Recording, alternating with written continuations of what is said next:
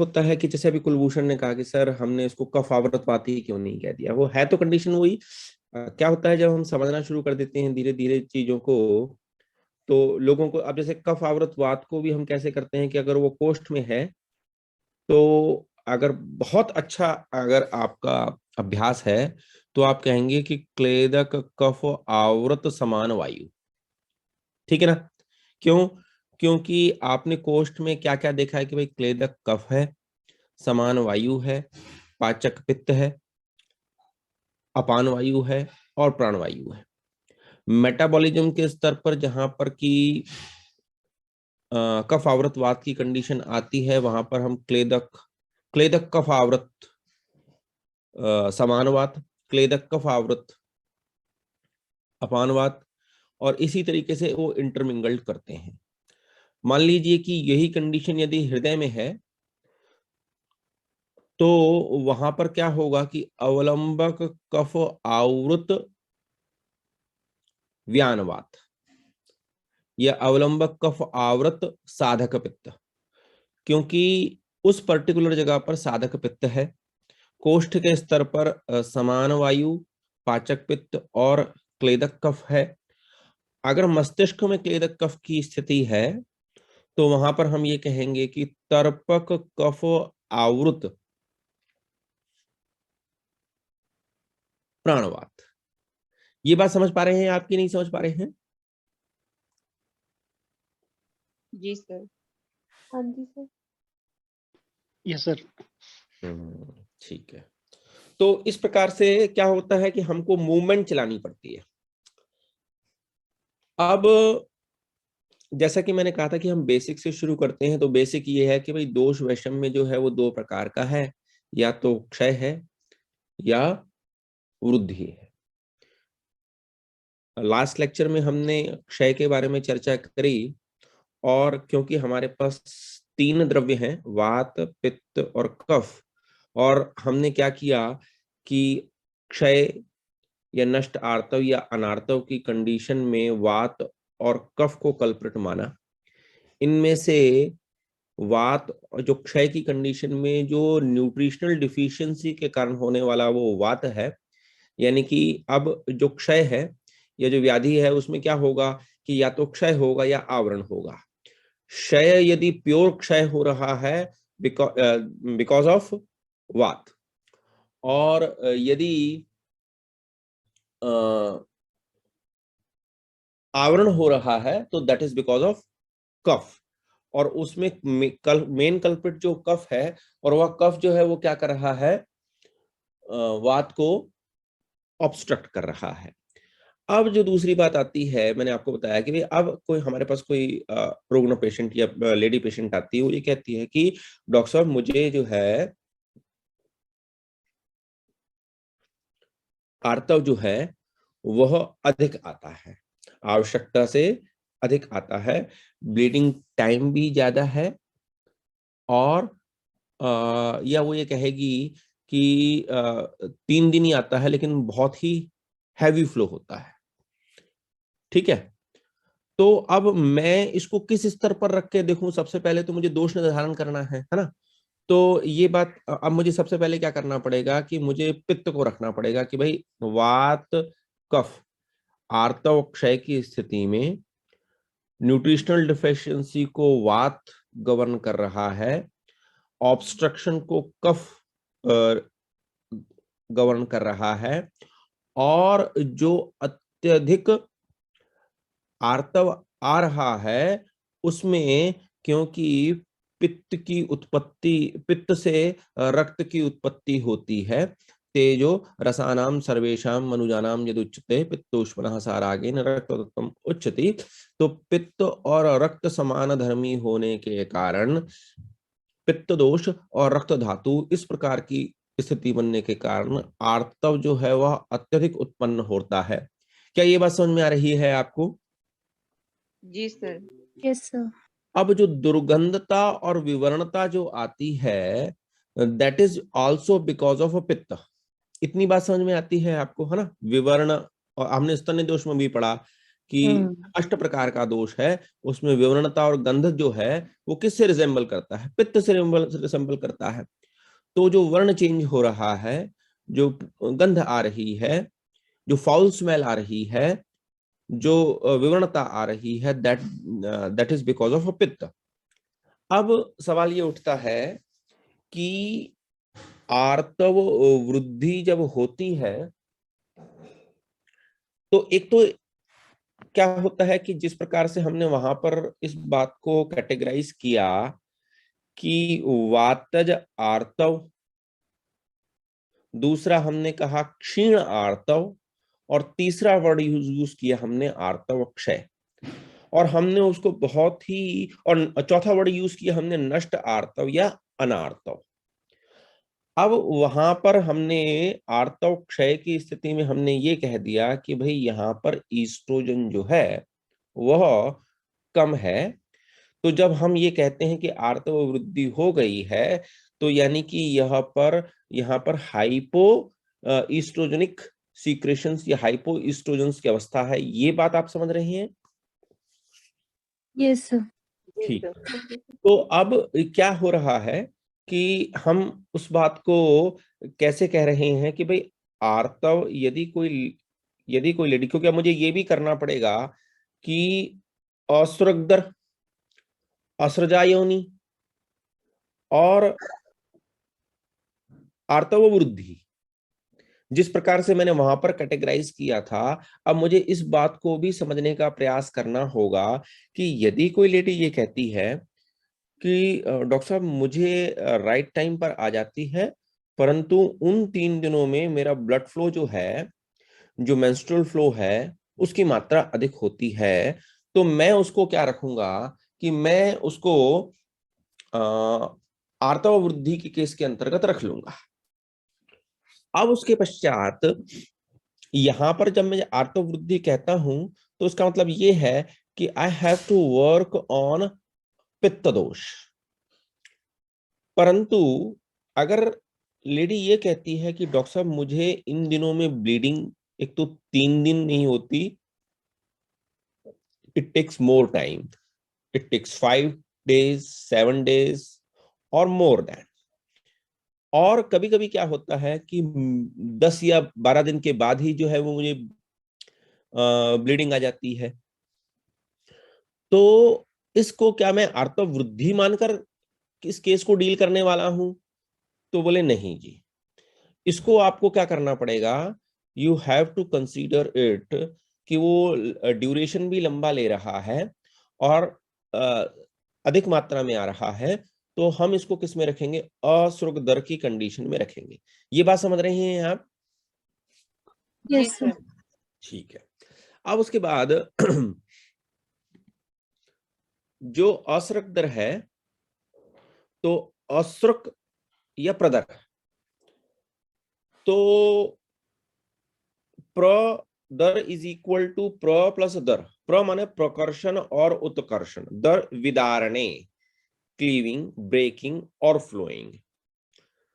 तो चरक सिद्धि स्थान में ऐसा लिखते हैं कि रजः प्रदीर्यते यस्मात् प्रदरः तेन स्मृतः।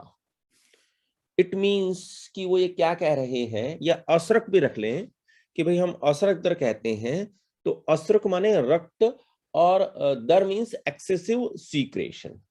ओके, तो असरक दर इज इक्वल टू असरक दर, इट मीन्स की एक्सेसिव मेंस्ट्रुअल फ्लो, है ना। A phenomena in which there is an excessive or intensive flow of blood from vaginal orifice. The word is indicated of wear and tear phenomena going in the body. है ना? A phenomena in which there is excessive or intensive flow of blood from vaginal orifice. तो जो चरक ने प्रदीर्यता का वर्णन किया, यानी कि not only it comes excessive, it's क्या कर रहा है कि वो उस एंडोमेट्रियल ब्लड बेड को तोड़ रहा है, टीयर कर रहा है, ब्रेक कर रहा है और फिर फ्लो हो रहा है। Is it clear to you? Yes sir. हाँ जी। अस्रक, अस्रक जो है, जब मैंने रक्त धातु पढ़ाई थी और वहां पर अस्रक को हमने ये कहा था कि भाई जहां पर जिसकी गति हो रही हो हम उसको अस्रक के अंतर्गत रखते हैं। इसको हम लोहित क्षय नहीं कह सकते, हम इसको रक्त प्रदर, अगर रक्त प्रदर वहां पर यूज नहीं किया गया संहिता में, पर हिंदी में लोग उसको रक्त प्रदर कह देते हैं। अस्रक वर्ण जो है वो क्या कह रहा है? अस्रक आस्यते क्षिप्यते दयेन चक्रोत्त पश्चात वृत्ताय निखिल देहे इति अस्त्रः। मतलब अस्रक क्या है कि पूरी बॉडी में क्या हो रहा है, ब्लड का फ्लो होता है ना, और ब्लड जो है वो पूरी बॉडी का को रक्त को केंद्र मानकर एक चक्रवत जो है, यानी कि एक साइकिल करता है। इस बात से सहमत हैं आप? हाँ जी। अनुराधा जी, आराधना जी, सॉरी, हाँ जी सर। हाँ जी। अक्षता, अक्षता, हाँ सर। सो गई ना तुम? हम्म, सो गई थी ना? नहीं फिर नहीं सर, समझ में नहीं आ रहा? नहीं कर रही हूँ, आ रहा है समझ। अच्छा, ठीक है। तो क्या है कि हमको इस बात को समझ लेना है कि भाई ये जो एक्सेसिव फिनोमेना आ रहा है, अब दोष वैषम्य को, इस आर्तव के दोष वैषम्य को हमने अकॉर्डिंग टू बेसिक्स दो भागों में बांट दिया कि मेरे पास क्षय का और मेरे पास वृद्धि का। इस प्रकार से दो जो बेसिक कंसेप्ट है उसमें रखा कि क्षय होगी, क्योंकि दोष की गति जो है वो तीन प्रकार की है, कि क्षय, स्थान और वृद्धि अपने ही स्थान पर, यानी कि वो प्राकृत है। विकृत अवस्था में जो दो चीजें हो सकती हैं कि वेदर इट इज वो कम हो जाएगा या ज्यादा हो जाएगा। जब कम हो रहा है उसको हमने वात और कफ की कंडीशन में रखा, जो ज्यादा हो रहा है हमने उसको पित्त की कंडीशन में रखा। और पित्त की कंडीशन में जब वो ज्यादा होकर केवल दोषिक स्तर पर है तो वह आर्तव वृद्धि होगी, परंतु जब वो वियर एंड टीयर करने पर आ जाएगा तब हम उसको प्रदर कहेंगे। यहां तक बात समझ में आ रही है कि नहीं आ रही है? जी सर। Yes sir. यस। अब उसके बाद ये प्रदर होता कैसे है? तो या अत्यर्थ सेवते नारी लवण अम्ल गुरुणी च कटु अन्यथ विदाहिनी स्निग्धानि पिशितानि च ग्राम्य औदकानि मेदयानि कृष्णापाय समदधि शुक्तमस्तु सुरादीनि भजन्त्यः कुपितो अनिला। ठीक है जी। अब सवाल ये उठता है कि when you see in the last word, महर्षि चरक कहते हैं कुपितो अनिलः, परंतु जब मैं ऊपर देखता हूं तो I am just confused. Where Charaka says या अत्यर्थ सेवते नारी लवण अम्ल गुरुणी च कटु अन्यथ विदाहिनी स्निग्धानि पिशितानि च।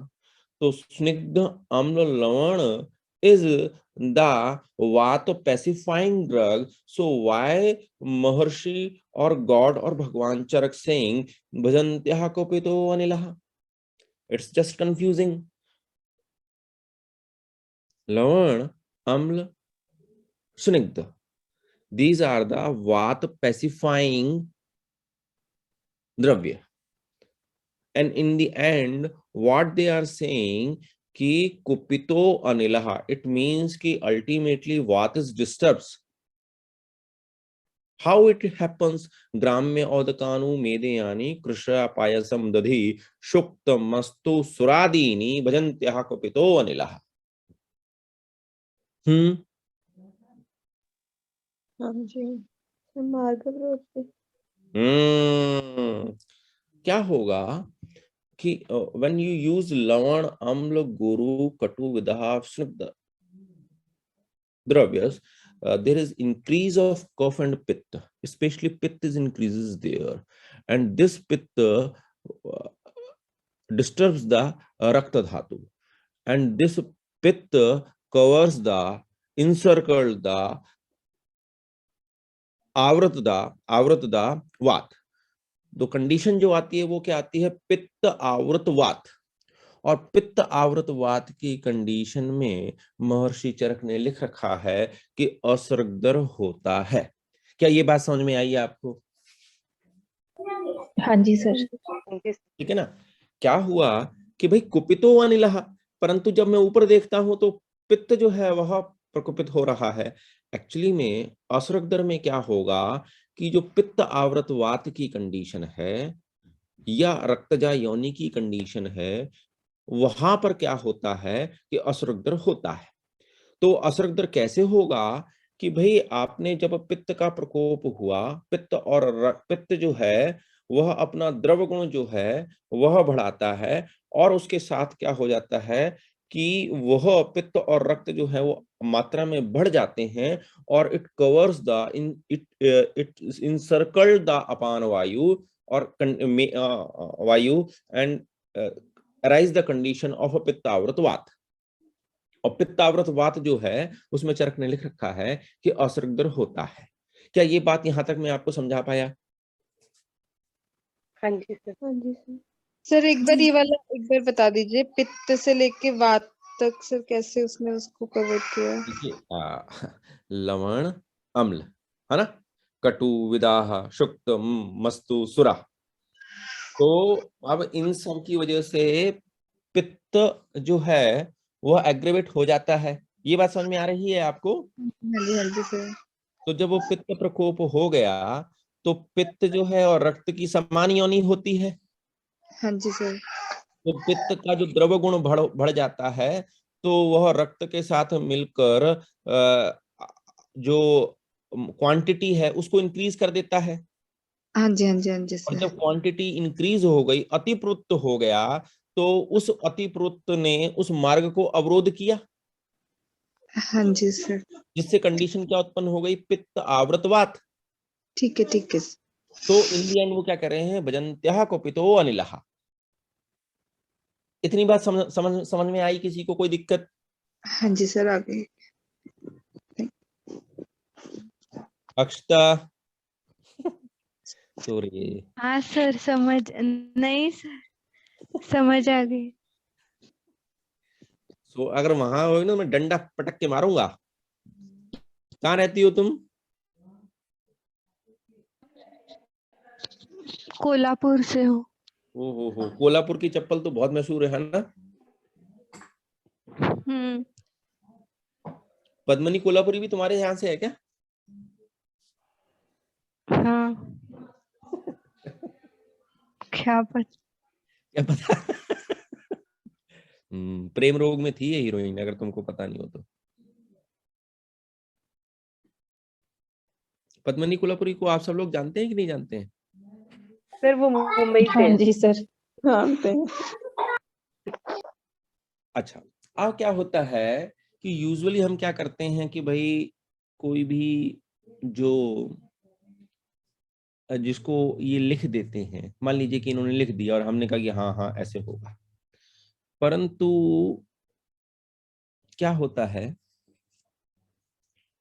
कि लवण, अम्ल और गुरु, है ना, तो जो गुरु है, जो स्निग्ध है, जो पिशित है, वह कफज प्रदर के लिए, लवण है, अम्ल है, कटु है, यह पैत्तिक प्रदर को इस प्रकार से संप्राप्ति बनती है। अब उसके बाद ये भी दिक्कत ये आती है कि भाई व्यक्ति ऐसा तो है नहीं कि भाई चरक ने ऐसा लिख दिया कि भाई हम ऐसा कॉम्बिनेशन बना के ही इस अश्रद्धर को उत्पन्न करेंगे। केवल लवण जो है, केवल अम्ल है, केवल गुरु है, उसके अनुसार किस प्रकार से वो होता है, तो हम उसको ऐसा क्या करते हैं कि जो सूत्र स्थान में जाते हैं, जहां पर मान लीजिए कि वो अम्ल द्रव्य है, तो जो एक्सिस यूज ऑफ अम्ल रस है वो क्या करता है, तो अगर आप देखेंगे तो हमको वो याद होना चाहिए बेसिक, कि अम्ल वहां पर आप देखोगे तो वहां पे लिखा हुआ है कफम विलापयति। क्या लिखा हुआ है? हाँ, लिक्विफिकेशन ऑफ कफ, ये अम्ल रस करता है, लिक्विफिकेशन ऑफ कफ। और रक्तम विदहयति, एग्रीवेशन ऑफ पित्त। और रक्तम दूषयति, अम्ल क्या करता है, कफम विलापयति, पित्तम, रक्तम दूषयति, और पित्त का प्रकोप, ये अम्ल के द्वारा होता है। ये बात समझ में आ रही है आपको? Yes sir. यस हमने क्या किया, आपके पास लवण है, और हम इस मात्र लवण को ही मान रहे हैं कि भाई ये एग्रेवेटिंग फैक्टर है, इसकी वजह से असरगदर हुआ है। तो उस लवण की, उसके पीछे वजह क्या है कि अम्ल ने क्या किया होगा, तो अम्ल ने क्या किया कि कफ का लिक्विफिकेशन कर दिया, पित्त को बढ़ा दिया, और रक्त को दूषित कर दिया, क्योंकि ये अम्ल का गुण है। परंतु जब मैं ये कहता हूं कि लवण रस की वजह से संप्राप्ति का निर्माण मुझे करना है, तो भाई ऐसा है ना कि वहां पर कफ, पित्त और रक्त दूषण था, पर लवण क्या करता है कि वह पित्त का विशेषण करता है और रक्त को प्रकोपित करके उसके फ्लो को बढ़ा देता है। ये बात समझ में आ रही है आपको? हाँ जी सर। जी सर। और अगर मैं कटुरस के द्वारा उस संप्राप्ति के निर्माण की क्रिया में जाता हूं, तो कटुरस क्या करता है, वो इमेसिकेशन करता है, कार्श उत्पन्न करेगा, ठीक है। फिर पित्त का विशेषण करेगा और वात और रक्त को बढ़ा देगा, क्योंकि जो कटु है, कटु तिक्त कषाय जो है वो वात प्रकोपक रस है कि नहीं? हाँ जी सर। है ना? जी सर। तो जो कटु वाला है वो एक्चुअली में क्या करते हैं कि वो वात और रक्त को एग्रेवेट करते हैं, पित्त को प्रकोपित करते हैं और कार्श उत्पन्न करते हैं, जिस कार्श की वजह से वात प्रकोपित होता है, ठीक है। और जो लवण है वो, उसका जो भौतिक संगठन है वो कैसा है, जल प्लस अग्नि। और जो कटुरस का संगठन है वो है अग्नि प्लस वायु। और अम्ल का जो संगठन है वो है अग्नि प्लस पृथ्वी। ये बात समझ रहे हैं आप? जी sir. There is different composition of the महाभौतिक लेवल, है ना। अम्ल में जो है वहां पर अगर अम्ल की वजह से मान रहे हैं कि ये कल्प्रिट है, तो अम्ल जो है उसमें अग्नि प्लस पृथ्वी महाभूत, यानी कि जो काउंटर के लिए हमारे पास जो 3 महाभूत बचेंगे वो कौन कौन से हैं?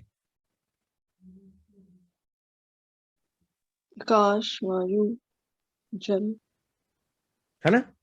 लेकिन अगर आपने उसके लिए आपने ड्रग बना ली, ठीक है जी, बना ली, और अब आपने अम्ल के द्वारा जो संप्राप्ति की जगह वो लवण आ गया। लवण जो है वो क्या है, जल प्लस अग्नि। तो जो काउंटर महाभूत होंगे वो अलग अलग हो जाएंगे कि नहीं हो जाएंगे? हाँ जी, हाँ जी।